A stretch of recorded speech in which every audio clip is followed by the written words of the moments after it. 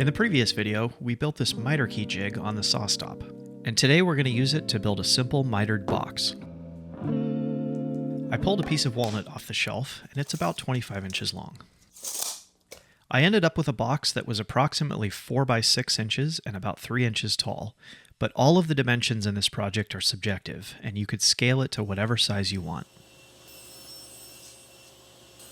After cutting the walnut sides of my box to length, I set the blade angle to 45 degrees and placed the miter gauge on the other side of the blade to cut my miters.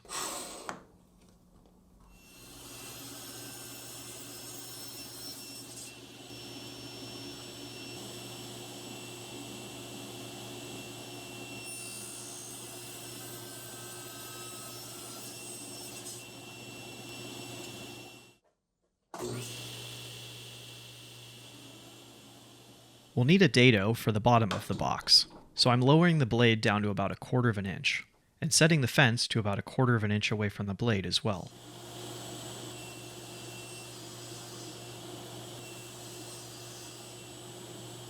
We'll need to measure inside those dados to figure out the dimensions for the bottom piece. And then cut the bottom piece to size out of a scrap of 1/8 inch plywood.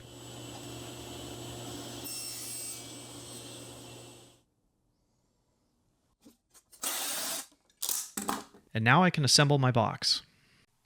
I lay out a piece of clear packing tape with the sticky side up on my workbench, and then place the box sides on the tape.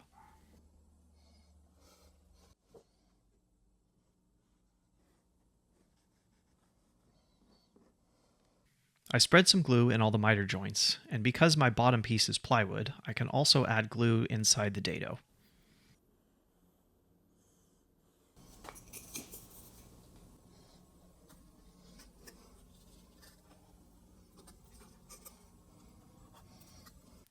This part is always so satisfying.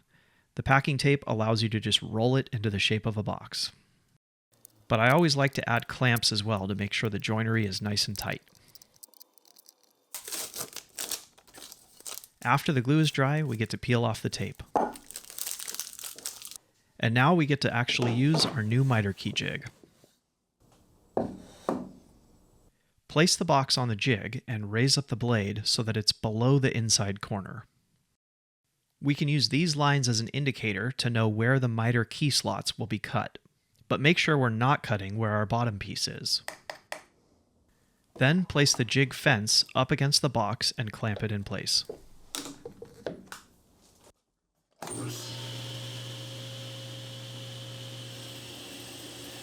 And we can make our first cut.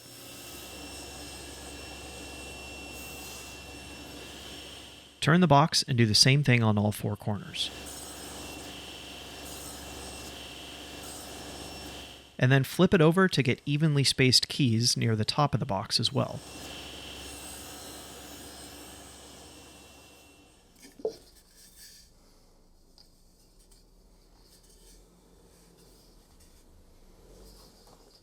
Off camera, I've prepared this nice piece of bird's eye maple for the lid, and one for the keys, which has a thickness that matches my table saw blade.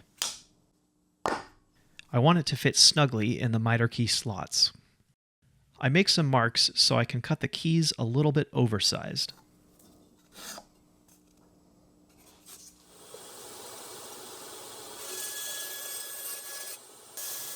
And after cutting out the first one on the bandsaw, I mark out the rest on my workpiece and cut them as well.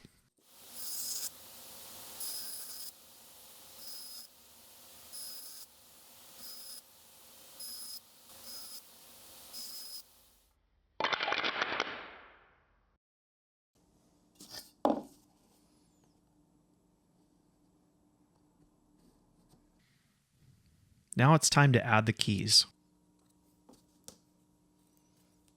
These contrasting maple keys will add strength to the joint as well as some visual interest. I'm not worried about glue squeeze out because the sides of the box will be sanded flat later.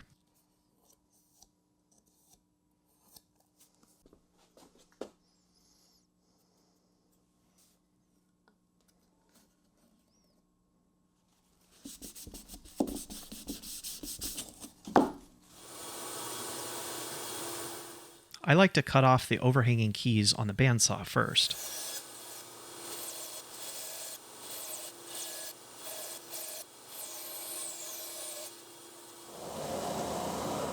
And then flatten the sides on my oscillating belt sander.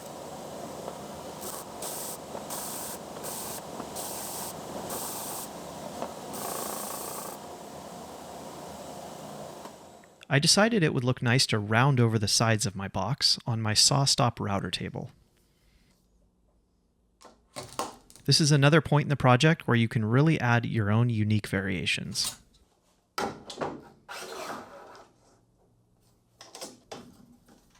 I'm going to use this scrap of 4x4 fence post as a large, heavy push stick to make rounding over these corners safer.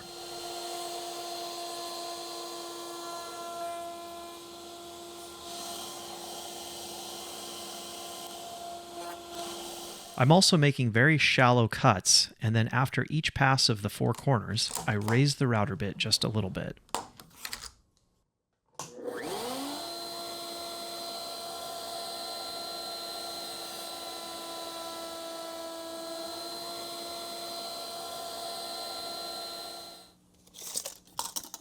With the box mostly in its final shape, we can take some measurements and start cutting the lid to fit.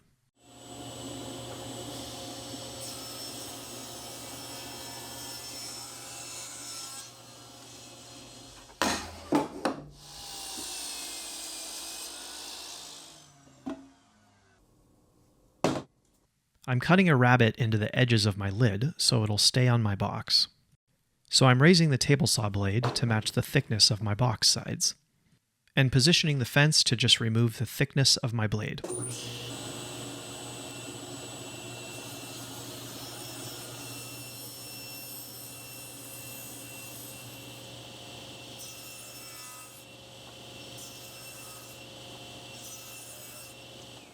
Now the lid will fit nicely on top of the box. I wanted to add an interesting shape to my box lid, so I set the table saw blade to about 12 degrees.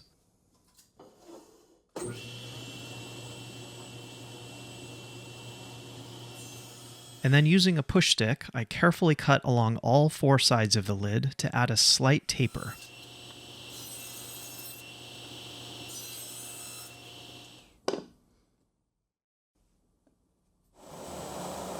I'm using my spindle sander again to round over the corners of the lid so they match the shape of the box.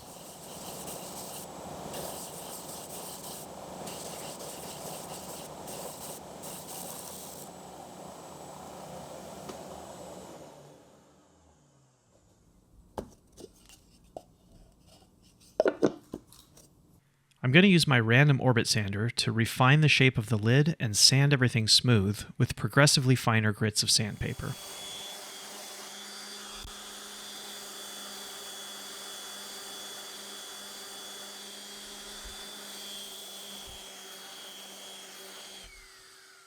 And of course, you got to add your signature.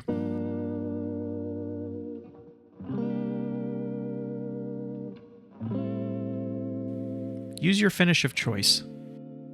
For me, it's a thin layer of oil-based polyurethane and polishing with wax.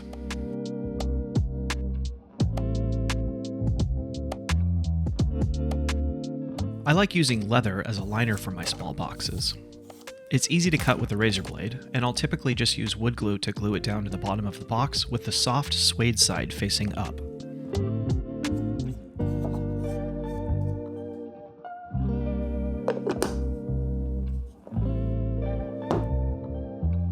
You could use these same techniques to build a box of any size, shape, or style.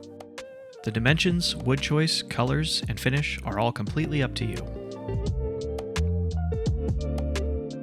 I hope this was helpful, and I can't wait to see what you build.